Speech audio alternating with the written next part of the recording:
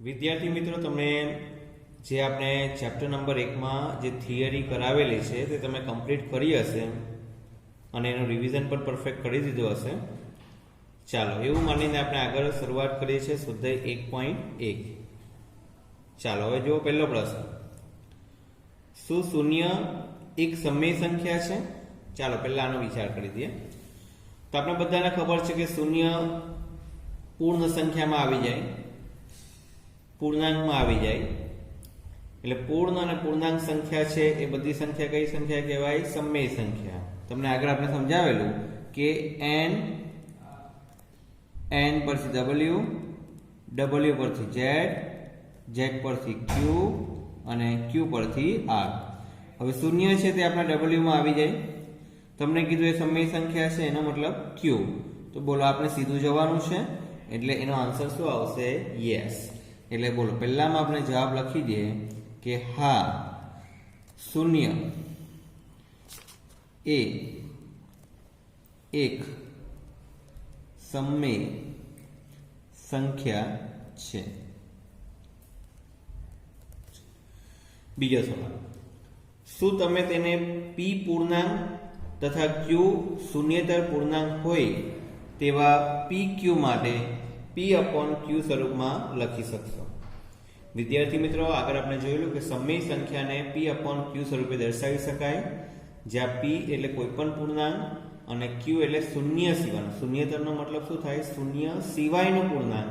એટલે આપણે એને દર્શાવી શકીએ p/q સ્વરૂપે દર્શાવવું છે. ઉપર તો આપણું શૂન્ય જ આવશે, એટલે p/q સ્વરૂપે દર્શાવે તો ઉપર પેલા 0. હવે છેદ માટે કઈ નથી કીધું, એટલે કોઈ પણ સંખ્યા તમે લખી શકો, ખાલી શૂન્ય સિવાયની કોઈ પણ સંખ્યા.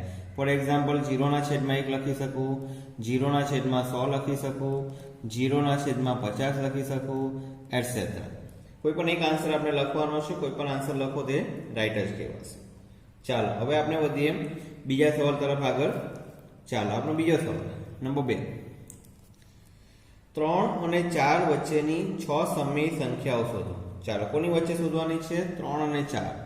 તો 3 અને 4 વચ્ચેની કેટલી સમય સંખ્યા શોધવાની છે? 6. વિદ્યાર્થી મિત્રો, સમય સંખ્યા કોઈ પણ બે સમય સંખ્યા વચ્ચે અનંત સમય સંખ્યા મળે અને કોઈ પણ બે સમય સંખ્યા વચ્ચે અનંત અસમય સંખ્યાઓ પણ મળે.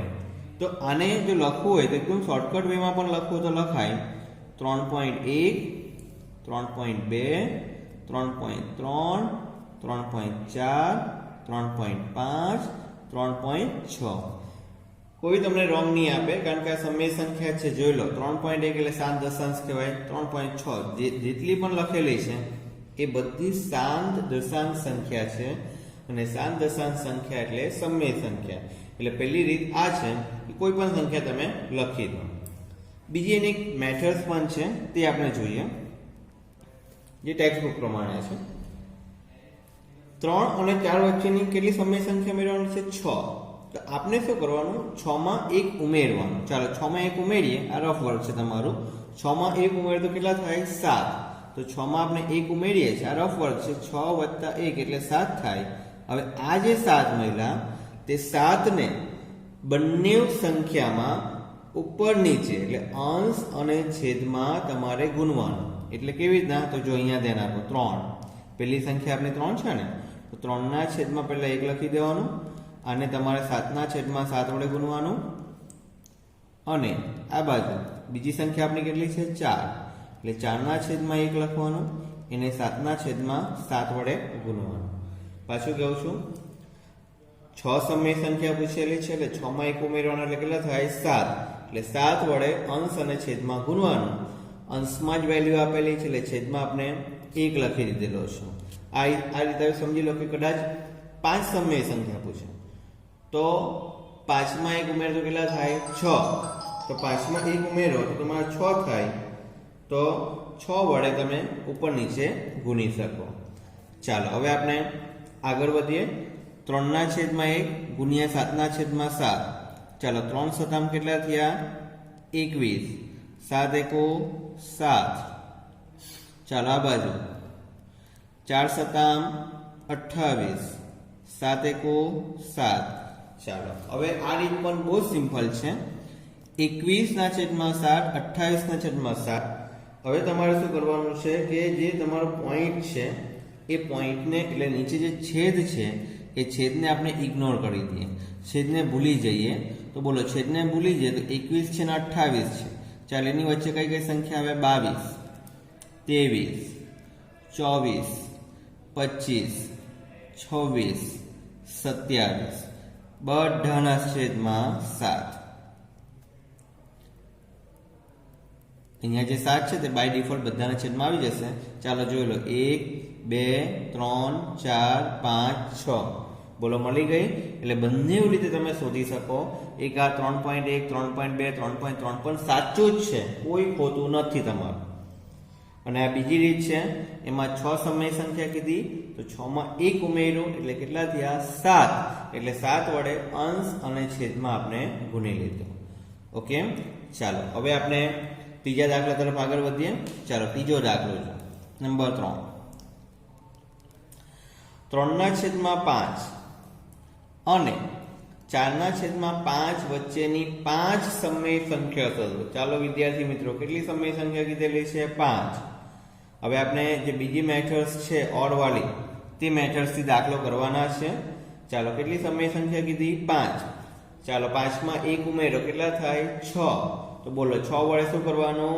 અંશ અને છેદમાં ગુણવાનું. તો ચાલો પહેલા સંખ્યા લખી દે ભાઈ. 3/5 છે અને 4/5 છે. કેટલી સમય સંખ્યા કીધેલી છે? 5 સમય સંખ્યા કીધેલી છે. ચાલો 5 કીધું છે ને, એટલે 5 + 1 એટલે 6 વડે આપણે અંશ અને છેદમાં ગુણીશું. ચાલો તો અહીંયા આપણે ગુણવાની શરૂઆત કરીએ. તો 3/5, બોલો એનો ગુણાકાર કોની સાથે કરવાનો? 6/6. જો આ દાખલામાં છે ને તમારો છેદ ઓલરેડી છે જ, એટલે છેદમાં 1 કે એવું કંઈ લખવાની જરૂર નહીં રહેશે. ચાલો આ બાજુ બોલો 4/5 ગુણ્યા 6/6. ચાલો ગુણાકાર કરીએ તો 3 6 કેટલા થાય? 18. અને સાદું રૂપ અહીંયા આપવા નહીં જતા, 3 6 નહીં કરતા, બરાબર છે? પાછો લસા લેવો પડશે. એટલે 3 6 18, 5 6 30. ચાલો અને બીજી સંખ્યા કઈ મળે છે? જો તો 4 6 24, 5 6 30. ચાલો હવે આગળની રીત પાછી. હવે છેદને આપણે શું કરવાનો? ઇગ્નોર કરવાનો, છેદ ધ્યાનમાં ન આપવાનો.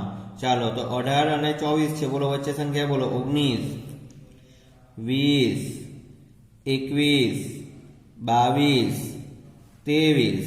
ચાલો બધાના છેદમાં 30 લખી દો. બાય ડિફોલ્ટ જે અહીંયા છેદ છે તે બધાના છેદમાં લખી દો.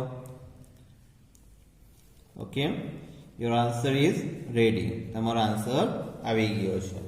ઓકે, ચાલો હવે નેક્સ્ટ અને સ્વાધ્યાય 1.1 ના છેલ્લા પ્રશ્ન તરફ આપણે આગળ વધીએ. ચાલો છેલ્લો પ્રશ્ન, પ્રશ્ન 4. નીચેના વિધાનો સત્ય છે કે અસત્ય? કારણ સહિત ઉત્તર આપો.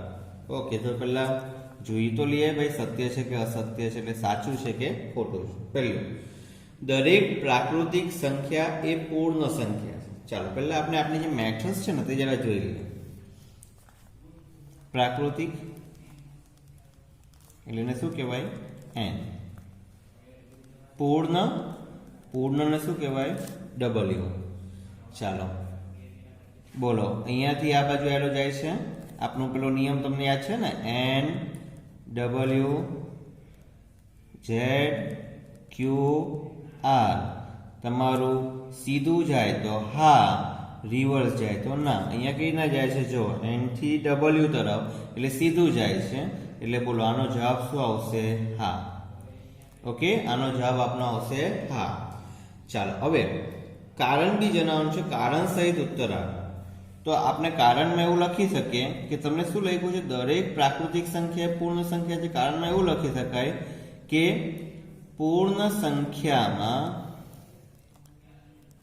પ્રાકૃતિક સંખ્યાઓનો, પૂર્ણ સંખ્યામાં પ્રાકૃતિક સંખ્યાઓનો સમાવેશ થાય છે. બરાબર છે? કારણ કે આપણે જ્યારે બનેલા પ્રાકૃતિક સંખ્યાની શરૂઆત કરી થાય 1 થી થાય, એટલે 1 2 3 ડોટ ડોટ ડોટ, અને પૂર્ણ સંખ્યાની શરૂઆત કરી થાય 0 1 2 3. ધેટ મીન્સ કે બધી જ પ્રાકૃતિક સંખ્યા એ પૂર્ણ સંખ્યામાં આવી જ જાય છે. ચાલો બીજું, દરેક પૂર્ણાંક એ પૂર્ણ સંખ્યા છે. ચાલો પૂર્ણાંક બોલો. પૂર્ણાંક એટલે પૂર્ણાંકને આપણે કેના વડે દર્શાવે છે? z વડે. પૂર્ણ બોલો. પૂર્ણ સંખ્યાને કેટલા વડે દર્શાવે છે? w. હવે ચાલો આપણો નિયમ જ જોઈ લો. પહેલા પૂર્ણાંક એટલે z છે, એટલે આ z છે. ત્યાંથી પૂર્ણ એટલે w તરફ. બોલો રિવર્સ જવાનું છે ને, તો બોલો રિવર્સ શક્ય નથી. ઓકે, એટલે બોલો આનો જવાબ શું આવશે? ના. હવે કેમ ના જવાબ લખ્યો તે પ્રેક્ટિકલ વિચારીએ. તો પૂર્ણાંક સંખ્યા છે ને એટલે -3 -2 -1 0 1 2 3, અહીંયા પણ ડોટ ડોટ આવશે, અહીંયા પણ ડોટ ડોટ આવશે. પૂર્ણ સંખ્યાને એટલે 0 1 2 3 ડોટ ડોટ. હવે ચાલો તમે જાતે જ જો. આ તમારી છે પૂર્ણાંક સંખ્યા, આ તમારી છે પૂર્ણ સંખ્યા. ચાલો તો દરેક પૂર્ણાંક એ પૂર્ણ સંખ્યા છે એ વિધાન કેમ ખોટું છે? તો જો જે કોમન છે તે મેં ઉડાઈ કરી, એટલે પૂર્ણ સંખ્યા અહીંયા પૂરી થઈ ગઈ છે, પરંતુ પૂર્ણાંક સંખ્યા હજુ પણ બાકી છે. ધેટ મીન્સ પૂર્ણાંક સંખ્યામાં ઋણ પૂર્ણાંક પણ આવે જે પૂર્ણ સંખ્યામાં આવતા નથી. બરાબર છે? એટલે આપણે વિધાન એ રીતે લખી શકાય કે ભાઈ પૂર્ણાંક સંખ્યામાં ઋણ પૂર્ણાંકોનો સમાવેશ થાય છે જે પૂર્ણ સંખ્યામાં